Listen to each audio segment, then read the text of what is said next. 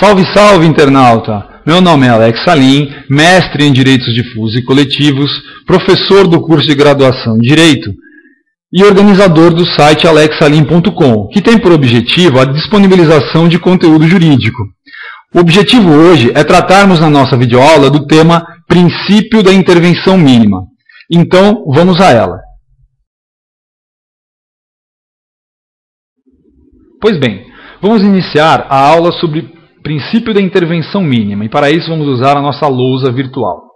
É sabido que o direito penal somente atua quando estritamente necessário, mantendo-se subsidiário e fragmentário. Ou seja, o direito penal é seletivo. Isso porque somente condutas previamente selecionadas recebem a incidência do direito penal, recebem a atenção do direito penal. Isso porque somente os fatos humanos indesejados é que interessam ao direito penal. Assim, fatos humanos desejados e fatos da natureza não recebem a atenção do direito penal. Por isso, tem-se como característica do direito penal a subsidiariedade e a fragmentariedade. Inicialmente, olhando para o caráter subsidiário do direito penal, nós observamos que, em abstrato, o direito penal só atua quando todas as outras áreas não funcionarem.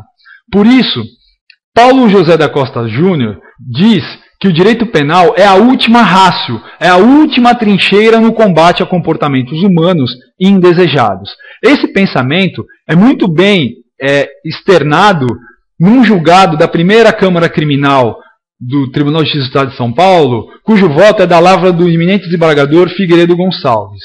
Nesse voto, essa ideia da subsidiariedade é muito bem explicada e muito bem afirmada. Esse julgado vai ficar disponível no material de apoio desta aula, que, aliás, vocês podem encontrar acessando a coluna Direito Penal e selecionando o material de estudos. Pois bem, seguindo aqui, o direito penal também é fragmentário. Isso porque, no caso concreto, somente ele vai atuar quando se perceber que existe uma relevante e intolerável lesão ou perigo de lesão. Portanto, lesão ou perigo de lesão devem ser relevantes e intoleráveis. Assim, o princípio da insignificância é um desdobramento lógico da fragmentariedade. Então vamos analisar mais a fundo o princípio da insignificância. Bom, do ponto de vista conceitual, o que é importante nós ressaltarmos é que, para que uma conduta seja considerada criminosa, ela deve ser analisada do ponto de vista da tipicidade formal e da tipicidade material. Do ponto de vista da tipicidade formal, o que se faz? Pega-se o caso concreto, a conduta concretizada e tenta-se encaixar na descrição típica, ou seja, na norma penal. Havendo subsunção do caso concreto à norma, disse que há tipicidade formal. Do ponto de vista da tipicidade material, o que se analisa é a relevância da lesão do bem jurídico. Portanto, é possível que se tenha um fato considerado como típico do ponto de vista formal, porque a conduta se amolda à norma, porém, ela é tão irrelevante, é tão insignificante, é tão ínfima, que não merece a atenção do direito penal. E isso a torna atípica. Bem, com relação à origem, inicialmente quem enunciou o princípio da insignificância foi Klaus Roxin, na Alemanha. Porém, alguns autores, como Haeckel Filho, defendem a ideia de que esse princípio teve origem no direito romano, porque os pretores não cuidavam, não se preocupavam com condutas de pequena monta, condutas ditas de bagatela. Assim, esse autor defende a ideia de que o princípio da insignificância teve origem no direito romano. Não há previsão expressa desse princípio na nossa legislação. E o fundamento do princípio pode ser extraído dos dizeres tanto de Zaffaroni quanto de Mirabete. Resumindo essas ideias, nós temos então que o princípio da insignificância no direito penal tem como fundamento a intervenção mínima e como finalidade estabelecer uma adequada proporcionalidade entre o delito e a pena. Daí, é interessante nós analisarmos quais são os critérios utilizados pelos nossos tribunais superiores, né, STF e STJ, na aplicação desse princípio.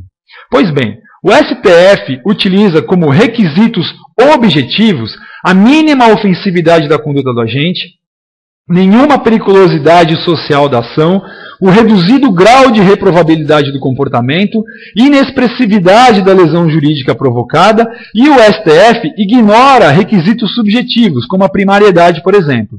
Assim, presente esses 4 requisitos objetivos, o STF, em regra, aplica o princípio da insignificância.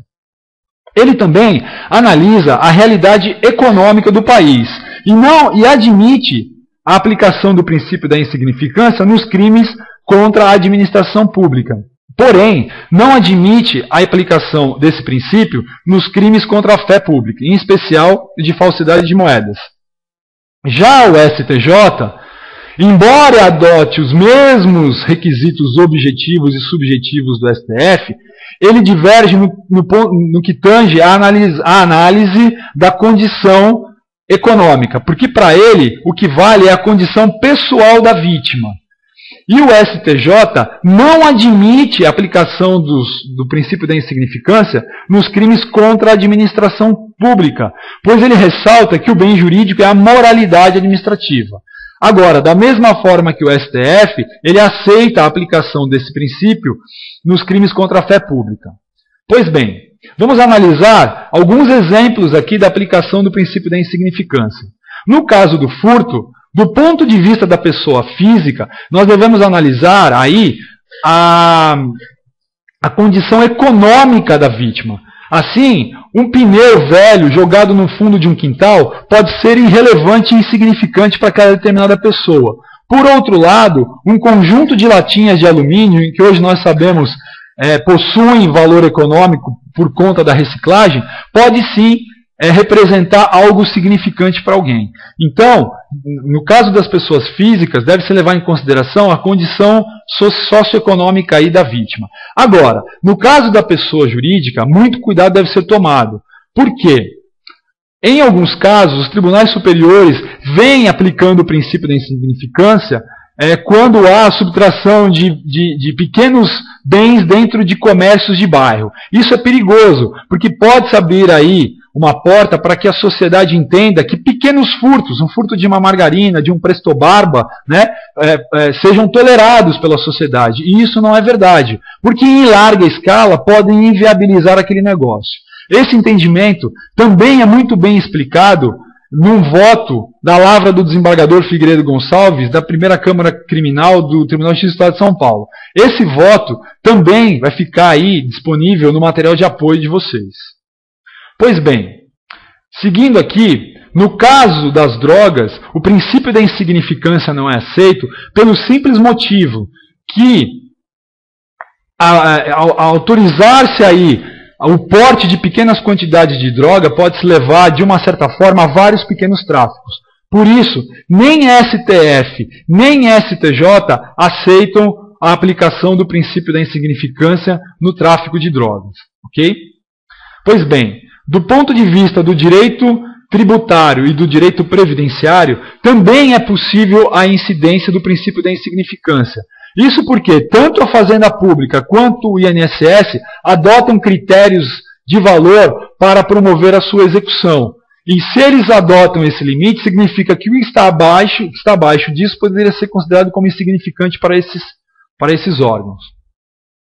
Do ponto de vista do direito ambiental, também é possível a aplicação do princípio da bagatela, do princípio da insignificância, como se extrai aqui do habeas corpus, que vai ficar também no material de apoio. Certo? Pois bem, só para finalizar, gostaria de contar para vocês a fábula que o professor Rogério Sanches Cunha, promotor aqui do Ministério Público de São Paulo, conta a respeito do princípio da intervenção mínima. Diz ele que os vários ramos do direito se reuniram para discutir a possibilidade de prevenção de uma conduta que vinha afligindo a sociedade: furto de coisas. Estavam presentes na sala o direito civil, tributário, comercial, previdenciário, financeiro, ambiental. Contudo, constataram que não possuíam instrumentos hábeis a coibir essa conduta, furto de coisas. Assim, resolveram procurar o direito penal, que assumiu a responsabilidade e criou o tipo do artigo 155 do Código Penal. Assim, em determinado dia, aqueles ramos estavam assistindo o noticiário quando perceberam a subtração de uma caneta Bic. Contentes, interpelaram o direito penal acerca da punição daquele indivíduo. Todavia, para a surpresa de todos os outros ramos, o direito penal informou que, embora houvesse criado a norma em face da incapacidade, a subsidiariedade, a incapacidade dos outros ramos, não houve lesão intolerável e relevante ao bem jurídico, fragmentariedade, restando como insignificante a conduta do agente, impossibilitando assim a intervenção. Pois bem, meus amigos, era isso que eu tinha a dizer a respeito do princípio da intervenção mínima.